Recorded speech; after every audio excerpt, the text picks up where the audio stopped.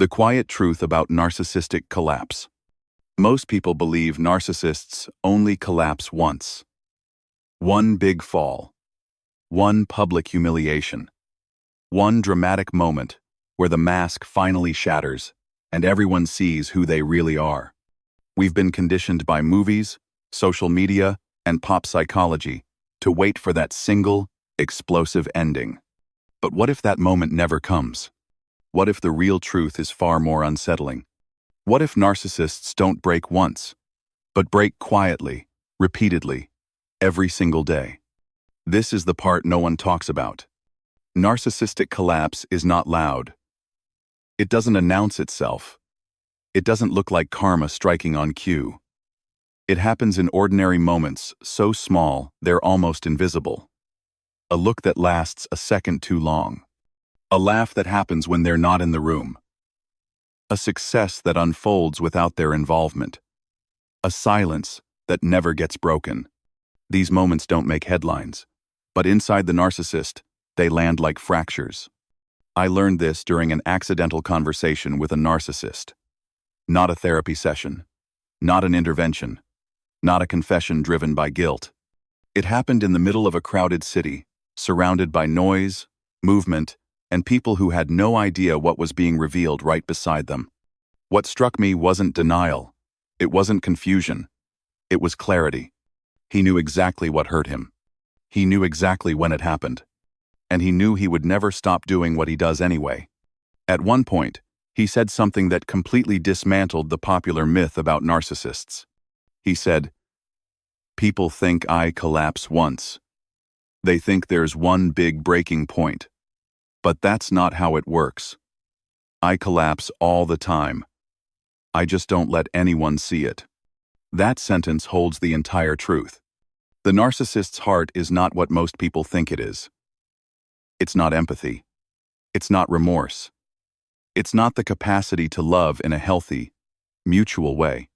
Their heart is their false self, the carefully engineered identity they rely on to feel real, powerful, superior, or untouchable. And that false self is paper thin. It survives only as long as reality agrees to play along. The most dangerous thing to a narcissist is not confrontation. It's not being called out. It's not being exposed. Those things can still feed the illusion. They still create drama, reaction, energy. They still say, "You matter enough to fight." What truly breaks a narcissist is truth that doesn't argue back. Truth that doesn't explain itself. Truth that simply exists and keeps moving. That's why the moments that hurt them most are never the ones you plan. They're never the big speeches, the perfectly worded messages, or the moments where you finally stand your ground and say everything you rehearsed in your head. Those moments feel powerful to you, but they're not what destabilizes the narcissist at their core. What destabilizes them are the everyday moments that weren't meant to teach them a lesson at all. Moments where no one is trying to win. Moments where no one is trying to prove anything. Moments where life simply reveals that they are not the center of it. That's what this series is about. Not revenge. Not demonization. Not turning narcissists into cartoon villains. This is about understanding the quiet mechanics of narcissistic collapse, so you can stop wasting your energy trying to create an outcome that was never necessary in the first place. Because the most powerful thing you can do is not to expose a narcissist. It's to heal so fully that their presence or absence no longer controls you. If this perspective already feels different from anything you've heard before, I want to invite you to subscribe to the channel. Supporting the channel helps keep this work going and allows me to keep creating content that goes deeper, challenges myths, and actually helps people heal instead of staying stuck in endless cycles of reaction. Before we continue, I want to ask you a quick question to get you involved. Which do you think hurts a narcissist more? A. Being openly criticized and confronted. B. Being ignored while others move on and thrive. Comment A or B below. I'll be reading the responses, and the answer might surprise you as we go deeper into this story. When innocence and indifference see through the mask, there are two forces that destabilize a narcissist more than almost anything else in daily life: innocence and indifference. Not rage, not confrontation, not exposure. Innocence and indifference operate quietly, without intention, and that is exactly why they are so dangerous to the narcissistic false self. Ethan explained this to me without realizing how revealing it was. He didn't frame it as pain at first. He framed it as discomfort, a sense of being unsettled. There are moments, he said, where something feels off, like I'm standing under a light I didn't agree to. The first time he felt that light was around a child. It happened at a family gathering in Santa Monica. Nothing dramatic. No conflict. No misbehavior. Just a child sitting on the floor, watching him. She didn't smile when he spoke. She didn't laugh at his jokes. She didn't warm up over time. She simply observed him, quietly, without curiosity or fear.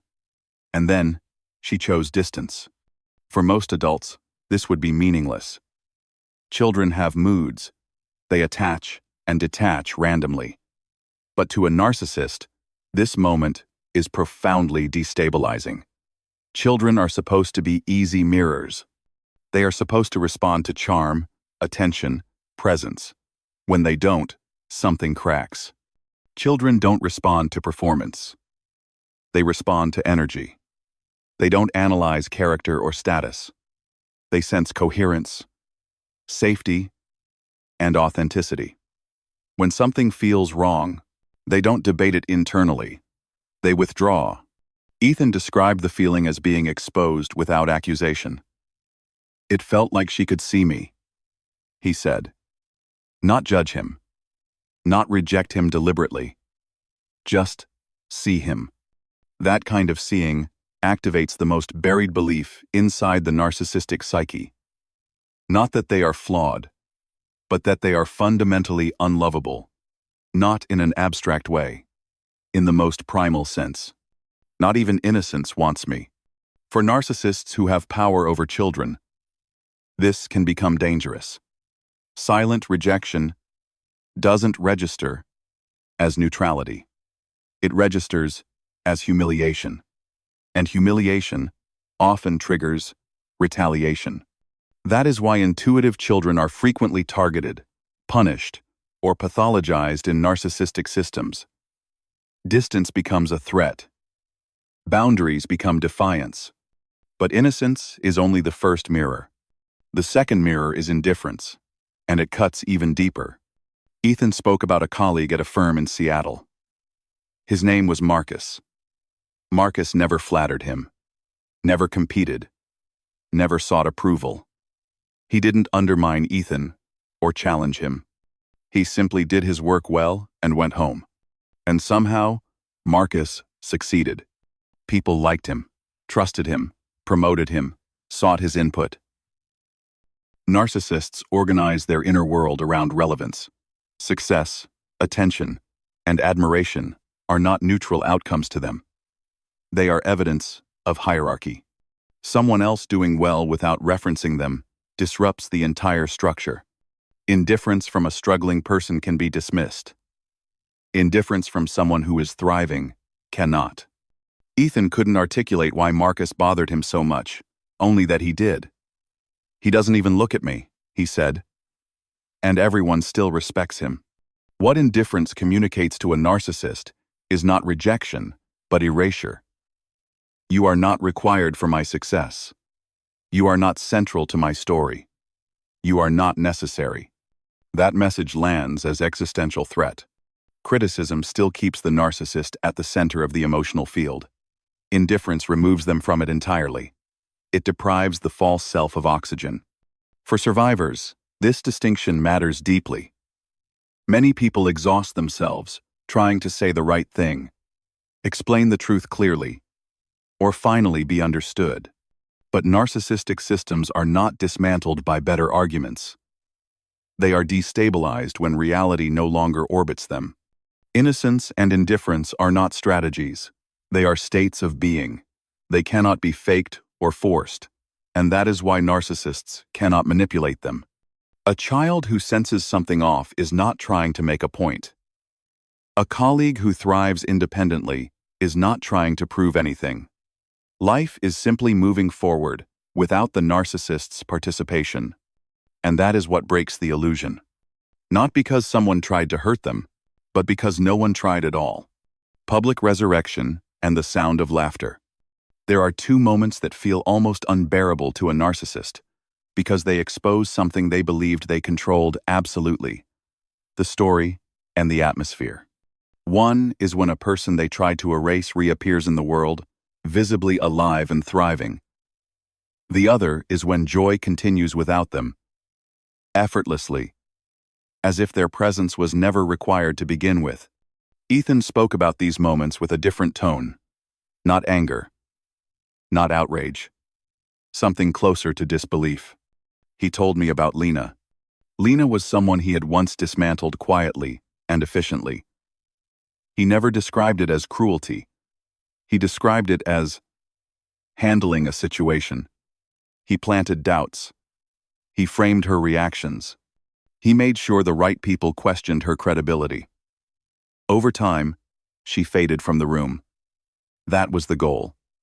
Smearing, for a narcissist, is not about revenge. It's about narrative ownership.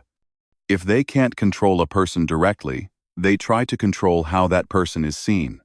For a while, it worked. Then years later, Ethan saw her again, this time on a screen. Lena had built a public presence in Austin. She was articulate, confident, grounded. People listened to her, admired her. No trace of the identity he had assigned to her remained. He paused when he talked about this, as if replaying it in his mind. "It was like none of it mattered," he said. "Everything I did just disappeared." That was the collapse. Not because he felt guilt, not because he regretted the harm, but because the one form of power he believed in, his ability to shape perception, had failed. When someone you tried to erase returns publicly intact, even strengthened, it creates a rupture that cannot be repaired through manipulation. The story has moved on without your edits. Public thriving after a smear is not just survival. It is resurrection. And resurrection terrifies narcissists, because it proves that their influence was never as absolute as they believed. If the first wound is losing control of the narrative, the second is losing control of the emotional climate. Ethan told me about overhearing a comment at a work event in Boston. He wasn't meant to hear it. That's what made it worse. Someone laughed and said, "It's going to be fun tonight. He's not coming." No confrontation, no accusation, just relief. To most people, this sounds trivial, a passing remark. But to a narcissist, it is devastating. Narcissists organize their identity around impact. Even negative attention confirms importance. Being disliked still means being central. Being avoided still means being considered. But being unnecessary to joy? That cuts deeper than hatred. Laughter that happens because they are absent reveals a truth narcissists cannot tolerate. Their presence is not essential to connection, warmth, or happiness. The room breathes without them. The group loosens. The tension dissolves. This kind of laughter mirrors something many survivors recognize instinctively: the quiet happiness that emerged when a controlling parent left the house, the ease that returned when a domineering partner wasn't around.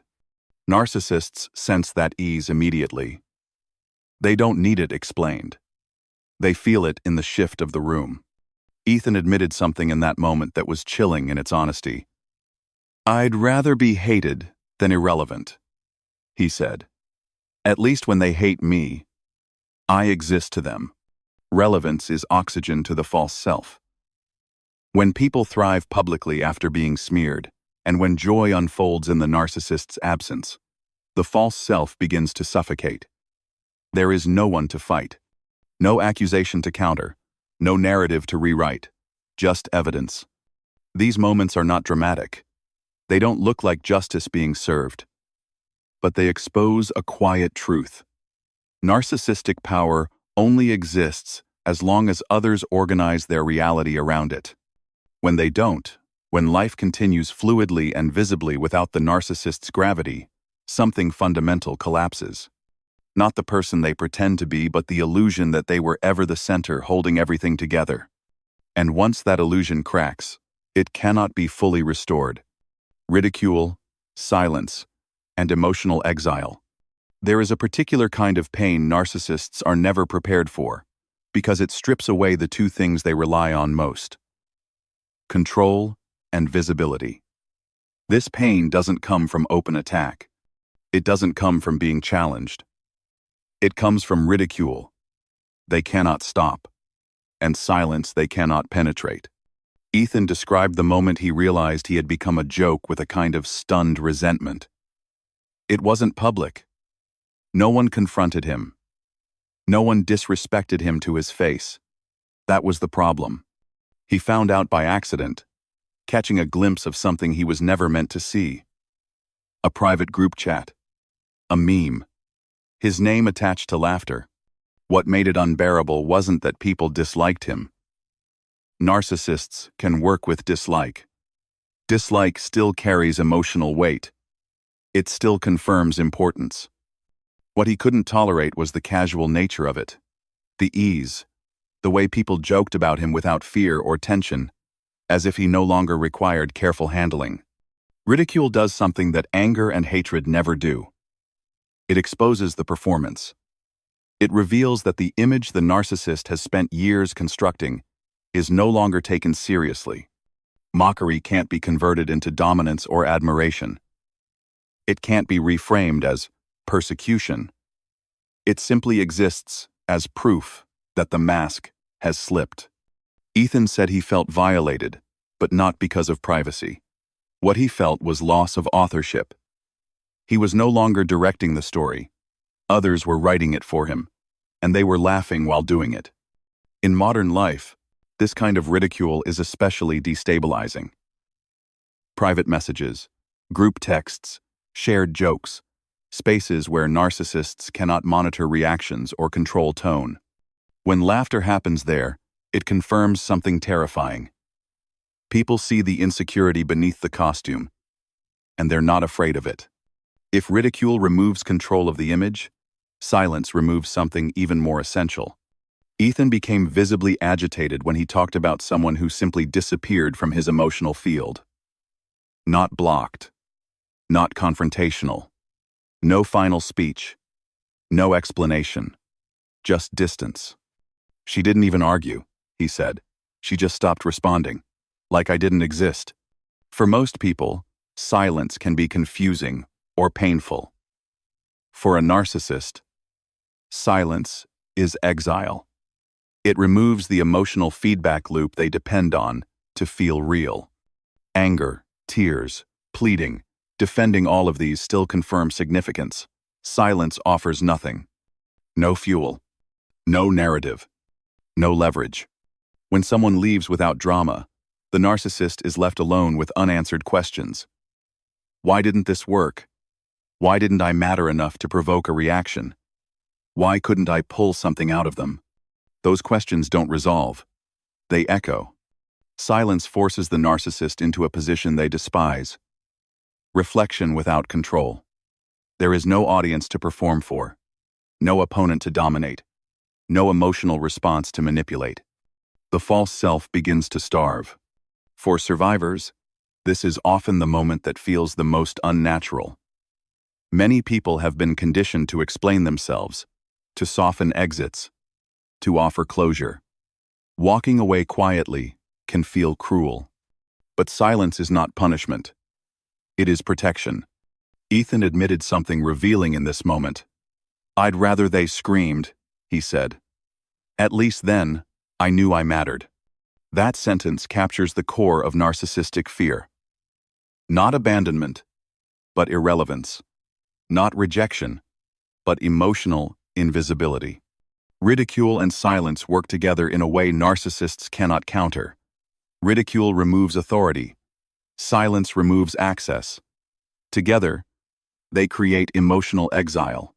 This is why narcissists escalate when ignored. They provoke. They accuse. They manufacture crises. Anything to re-enter the emotional field. Anything to restore a sense of influence. When that fails, when silence holds, and ridicule continues quietly elsewhere, the collapse deepens. These moments don't look dramatic from the outside. No one applauds. No justice is declared. But inside the narcissist, something essential deteriorates. The belief that they can always control how they are seen. The belief that they can always extract a reaction. When that belief dissolves, the false self begins to unravel, not because someone attacked it, but because no one came to sustain it.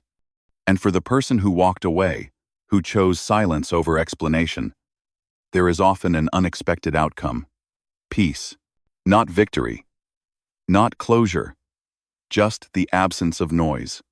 That absence is unbearable to the narcissist, and freeing to everyone else. When animals and the body tell the truth, there is one kind of rejection narcissists almost never talk about, because it bypasses language entirely. It doesn't argue. It doesn't explain. It doesn't even accuse. It simply reacts. Instinctively. Automatically. Without permission. This is the moment when animals and the human body itself tell the truth. Ethan brought this up unexpectedly, almost defensively, as if he had been holding it in for years. He wasn't talking about people at first. He was talking about a cat that belonged to someone he lived with for a short time in Portland. I fed her, he said. I tried to be calm. I tried to be gentle. She wouldn't come near me. Ever. She watched me like I was dangerous. What bothered him wasn't the rejection itself. It was the absence of ambiguity. Animals don't misunderstand you. They don't get confused by mixed signals. They don't need evidence. They respond to what is present, not what is presented. Animals bypass the narcissistic mask completely. They don't see charm. They don't hear explanations. They don't care about intention. They feel the nervous system in front of them. To a narcissist, that kind of rejection feels cosmic, almost divine, as if something ancient and unfiltered has passed judgment without a trial. There is no argument that can undo it. No image management strategy that can override instinct. Ethan admitted that the cat's avoidance made him irrationally angry. It knew, he said. And then, after a pause, something slipped out that he hadn't intended to say. What if that's what people feel too? That question is terrifying for a narcissist. Because animals aren't the only ones who sense danger without words. Human bodies do it too. Long before the mind catches up, the body reacts. Tightness in the chest. A subtle nausea. Fatigue that sets in during conversation. A feeling of wanting to step back without knowing why. These are not judgments. They are physiological responses to incoherence, threat, or emotional volatility. Narcissists fear these reactions because they cannot control them. They can gaslight a story. They can manipulate a narrative. They can argue a perception. But they cannot negotiate with a nervous system. Ethan described noticing this pattern over time. People leaning away. Conversations cutting short. A shift in posture when he entered a room. No one saying anything outright. Just bodies responding. That kind of feedback is unbearable to someone whose identity depends on performance. It suggests that something beneath the performance is leaking through. Something the mask was meant to contain. This is why narcissists often accuse others of being too sensitive, overreacting, or imagining things. It's not because nothing is happening. It's because something is happening at a level they cannot access or control. Instinct doesn't play by their rules. Animals and bodies do not debate truth. They register it. What makes this trigger especially destabilizing is that it accumulates. No single animal's rejection, no single person's physical discomfort would be enough to collapse the false self. But over time, these moments stack up. a dog that growls, a baby that stiffens, a partner who feels exhausted without explanation, a room that subtly shifts when the narcissist arrives. Each instance adds a crack. Ethan finally said the quiet part out loud. "If animals don't trust me," he said, "maybe I really am dangerous."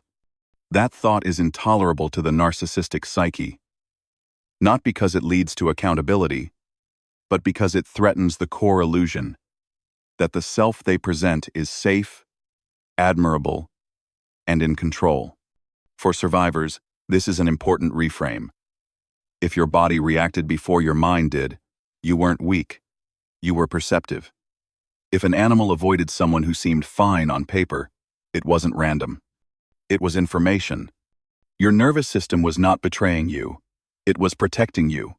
This kind of truth doesn't arrive through insight or conversation. It arrives through sensation. And sensation cannot be argued away. That is why narcissists fear being felt more than being known. Being known still leaves room for spin. Being felt does not. And when animals and bodies keep telling the same story quietly, consistently, without explanation, the false self begins to unravel. Not dramatically, not publicly, but at the deepest level narcissists cannot reach, where performance ends and instinct begins. Truth doesn't scream, it waits. There is a moment, usually quiet and unremarkable, when everything finally becomes clear. Not clear in the sense of closure or justice, but clear in the way a fog lifts and you realize you've been standing in the wrong place all along. This is the moment where the chase ends, not because the narcissist is defeated, but because you stop running. Ethan never described a final collapse. There was no dramatic reckoning, no public exposure, no emotional breakdown that tied everything together. What he described instead was something far more unsettling. A gradual thinning. A sense that the world was no longer responding to him in the way it once did. Not hostile. Not confrontational. Just uninterested. That's when it's the worst, he said. Narcissists are prepared for resistance. They are skilled at it. They can argue, manipulate, charm, intimidate, or play the victim. Resistance keeps them engaged. It gives them a role. It confirms their importance in the emotional ecosystem. What they are not prepared for is reality that does not acknowledge them at all. Truth does not arrive with explanations. It does not demand to be understood. It does not ask permission to exist. Truth simply continues. And when it does, without orbiting the narcissist, something fundamental shifts. Throughout all the moments we've explored the intuitive child, the indifferent success, the resurrected reputation, the laughter in absence, the ridicule in private, the silence after departure, the instinctive rejection by animals and bodies, there is a single, unifying thread. None of these moments were designed to teach the narcissist a lesson. None of them were acts of revenge. None of them required confrontation. They happened because life moved forward.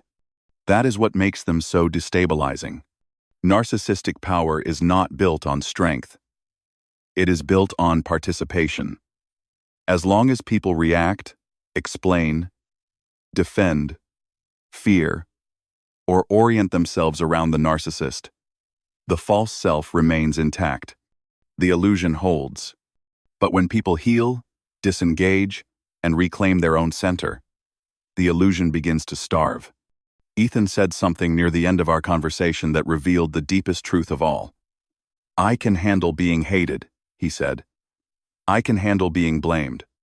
What I can't handle is being unnecessary." That is the quiet collapse. Not humiliation, but irrelevance. Not punishment, but absence. Not exposure, but non-participation. For survivors, this is the most important reframe you can make. Healing is not about unmasking the narcissist. It is not about proving what happened to you. It is not about making them understand. Those goals keep you emotionally tethered to the very system that harmed you. Healing is about stepping out of the gravitational pull altogether. When you stop explaining yourself, truth waits. When you stop defending your reality, truth waits. When you stop managing their emotions, truth waits. And eventually, truth stands on its own. This doesn't mean the narcissist suddenly becomes self-aware or accountable. It doesn't mean they apologize or change. Often, they don't. What changes is something far more important. You are no longer organizing your life around their reactions. That is where freedom lives. The mask does not fall because someone tears it off. It falls because no one is holding it up anymore. No audience. No stage. No emotional supply. Just reality, moving quietly forward. If you are listening to this and wondering why nothing you said ever landed, why no explanation ever worked, why confronting them only made things worse, this is why. Narcissistic systems are not dismantled through force. They dissolve through disengagement. Truth doesn't scream at narcissists. Truth doesn't argue with them. Truth waits patiently while life reorganizes itself without their control. And one day, you realize something extraordinary. You didn't need to win. You didn't need closure. You didn't need validation. You needed distance. You needed peace. And in choosing that, you stepped into a reality where the narcissist no longer defines the end. Ethan's story was never about one dramatic downfall. It was about something far quieter and far more revealing. The slow realization that control only exists as long as others participate in it. Across every moment, he described the intuitive child who withdrew, the colleague who thrived without acknowledgement, the person he tried to erase who returned stronger, the laughter that happened in his absence, the private ridicule, the silence he couldn't penetrate, and even the animals that instinctively avoided him. One truth became impossible to escape. His power was never internal. It was borrowed. What ultimately unraveled Ethan was not confrontation, exposure, or punishment. It was reality continuing without him at the center. Each experience chipped away at the illusion that he could shape outcomes simply by influencing people. Over time, that illusion weakened. Not because anyone set out to destroy it, but because life refused to organize itself around it anymore. The deeper lesson here is not about narcissists alone. It is about how much energy we give away trying to be understood by people who cannot truly see us. Many survivors believe healing comes from explaining harder, proving more clearly, or finally saying the right words. Ethan's story shows us the opposite. Healing begins when you stop auditioning for validation and start living in alignment with your own reality. Applied to everyday life, this means choosing disengagement over argument, boundaries over explanations, and peace over performance. It means trusting your instincts, honoring silence, and allowing others to reveal themselves through their actions rather than your reactions. When you stop feeding a system that thrives on attention, it eventually loses its hold not because you fought it, but because you outgrew it. Disclaimer. This video is for educational and informational purposes only. It is not a substitute for professional diagnosis, psychological evaluation, or therapy from a licensed mental health professional. Before we wrap up, here's a quick question for you. Which do you think leads to real healing faster? Confronting and explaining the truth. B. Disengaging and living fully, without seeking validation. Comment A or B below. And I'd love to hear your thoughts. What part of this story resonated with you the most? And how does it reflect your own experiences? Share your perspective in the comments so others can learn from it too. If this content helped you see things more clearly, consider subscribing to the channel.